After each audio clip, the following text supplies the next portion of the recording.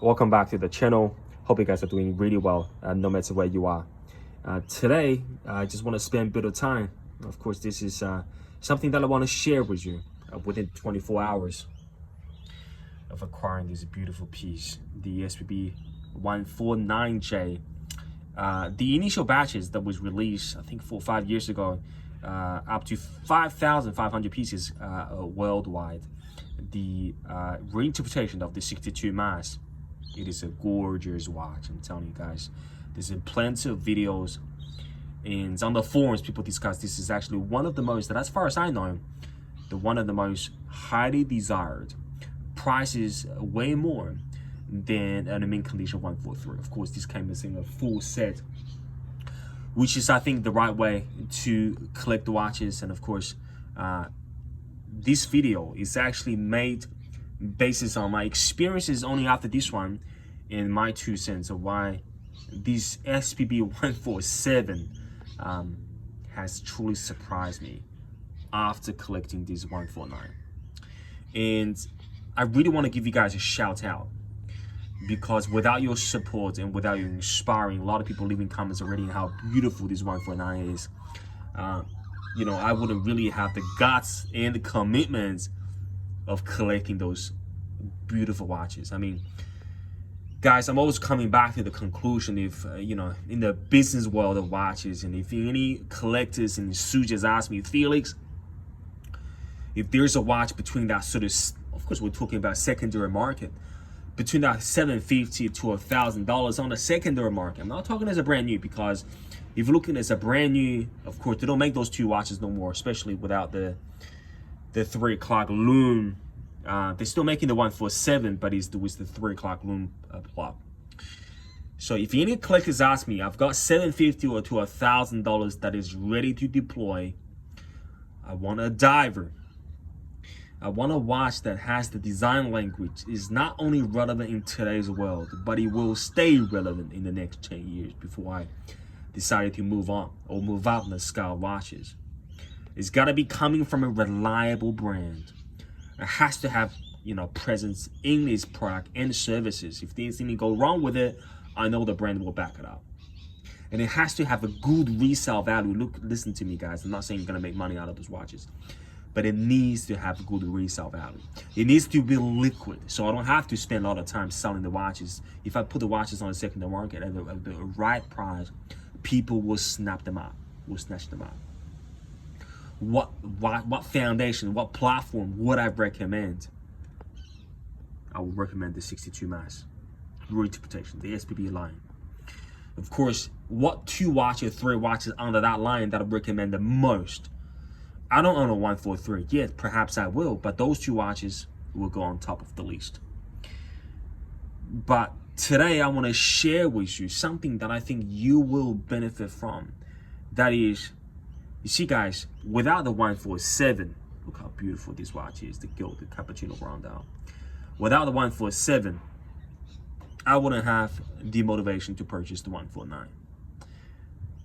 But the reason why I put a trigger on the 149 is to replace the 147. You see guys, so here's where I am. I've learned 2 things about this experience of buying the 149. By the way, I spent about 1,300 AUD, so that's what, probably about 850 to 900 US, full set. All right, pretty mint, if I can say that, again, because the watch has been discontinued. Those watches are made 5 years ago. If a collector is really enjoying them, you will see some minor hairline scratches here and there. There's no way that you can really avoiding that unless somebody bought it as a brand new and put it in the box without wearing it at all. So the first thing that I've learned is you don't want to overestimate yourself. Yeah, I'm going deep today, okay? You don't want to overestimate yourself. You don't want to overestimate yourself claiming, I've known it all. After the 147, I know the 62 mass line. I know whatever I do next will be the right call. As in, I know the 149 is better. I know the 147 is a bit bland. The gilt, someone can say it's a bit too much. It's a bit too much in your face. It's too much of like a 52, not 52, the Tudor 58 Black Bay. Not everybody likes the gold. I'm ready for a more collectible, more highly desired 62 match. I'm ready for the 149. So I'm buying it, and I know because I know it, right? And you claiming that you know the thing. And you're selling the 147. You will have no regrets whatsoever. It will be an easy action to deploy once you have the 149. Wrong. I don't know it all, man. Sometimes we're just overestimating how powerful we are. After only those 2 watches, after the 149, guys, I can straight away tell you that I'm sorry for myself. If I knew 149 is a gorgeous piece, don't get me wrong. But if I know the feeling that I'm feeling right now, I wouldn't put a trigger spending $900 on a 149. Nothing wrong with the 149, but the 147 is a gem. It's a gem. It's just a beautiful, well-made, well-engineered. The color tone, everything about it, it's just done so well. You don't need a 149 to please your 147. So don't ever overestimate yourself and saying that you know it all and whatever watches you buy to replace any watches in your existing collections is the right call, because you don't. The 149 is beautiful. The 147 is good enough. The second thing that I've learned from this experience is, I talk about don't overestimate yourself, but the second thing is don't underestimate the watches already in your collection, okay? We, in life, we take things for granted, right? From our early days, childhood, we take the love from our parents for granted. Whatever they do, they're supposed to do it. We'll take our friendship for granted. We'll take our relationship for granted later in life.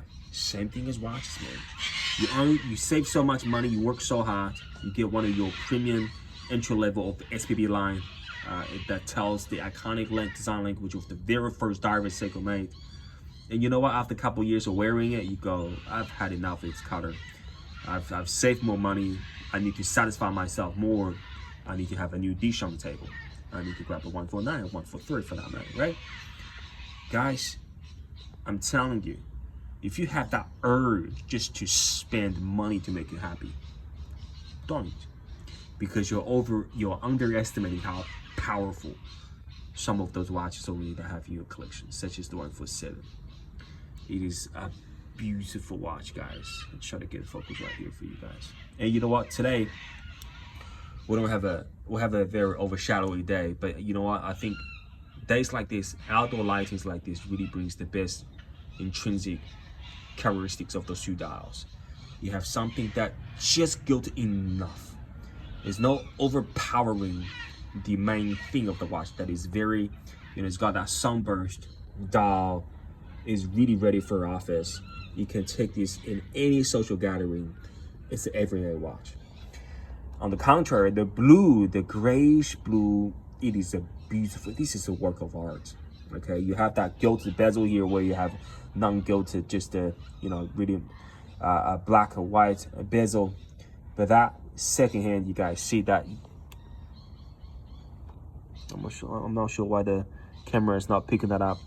But that second hand is actually colored in yellow, okay? It matches that Divers 200, which is a very good detail. It is a beautiful watch, guys, again. So I just want to conclude my experience with only those 2 watches, especially after buying the 149 within a day. Don't want to overestimate yourself. You don't know it all. Enjoying the process. Number 2, don't underestimate the watches you already have in your collection. Give them love. Feel them. Put them on your wrist. Change it up to a different strap, different bracelets. Match it up with different colors and nitros. And you can truly enjoy what you already have. But guys, for now, none of those 2s are flippers. My plan was the moment I get the 149, these will be on the market. But now, no, not for now. Now, the both will coexist. And how long will they coexist? I'm not trying to engineer the outcome of that question. I'm going to leave it to my heart. And I'll decide when my heart is ready to tell the answers. That's it, guys, for today. Hope you have a great day no matter where you are. Be blessed. Do really well at your work, at your study. I don't care how far you traveled, how many challenges you faced so far this year. You will get there eventually, okay? Stay well, stay positive, guys. And no doubt, see you guys very shortly in the next one. Bye-bye, guys.